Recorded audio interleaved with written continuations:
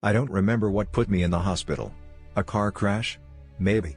All I remember is the metallic taste in my mouth, and the smell of burning rubber. Then, blackness. When I woke up, the fluorescent lights above me were flickering like they were gasping their last breath. The beeping of heart monitors was absent. In fact, it was dead silent. That's the first thing that struck me.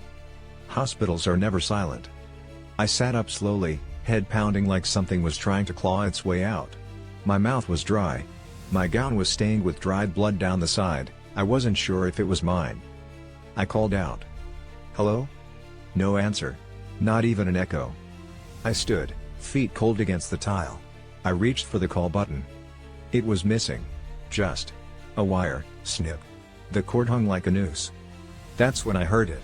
A sound like flesh slapping against tile. Then a dragging noise. Wet and heavy. I stepped out into the hallway. The lights down the corridor buzzed and flickered violently. Shadows danced at the edges, and something moved at the end. It crawled like a human, but its arms were too long. Too wet. I ducked back into the room, heart hammering. Peeked again. It was gone. The dragging continued, though. Closer now. I turned and ran. Past dark rooms and shattered four-poles. The nurse's station was overturned, monitors smashed. There were handprints smeared and red across the walls, some so large they didn't look human. I made it to the stairwell. I didn't even try the elevators. Every horror movie in existence taught me better. The stairwell stank of copper and rot. As I descended, the screams began. Not human screams. They were wet. Garbled. Like things trying to remember how to be human. On the second floor, I saw my first real glimpse of them. What used to be a man, now a twisted beast, ribs torn through skin like open fingers, jaw hanging loosely as if unhinged on purpose. The eyes were gone. In their place, wriggling holes that blinked. He, or it, was chewing on something. A leg. Still twitching. I froze. My breath caught. It turned its head sharply, sniffed the air, then let out this horrible, gurgling shriek. Like a drowning person screaming underwater. Others answered. From every floor.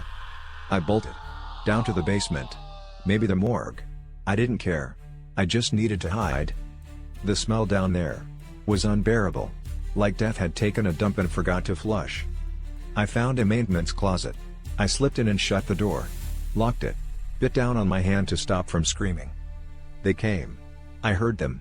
Some of them spoke. Not words. No. They mimicked. Copied. "Help me," one groaned, dragging its voice like a broken record. Another whimpered, "Doctor. Help." But it was off. Wrong. Like a parrot trying to speak underwater.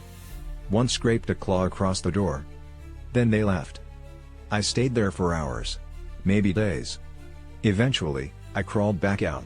The hospital was even more decayed. Plants growing through cracks in the floor. Blood dried into rust on the walls. I saw a calendar in the nurse's station. It was 2028. I went in during 2025. I haven't seen a normal human since. The things. They're not beasts. Not monsters. They were people. And I think they remember that.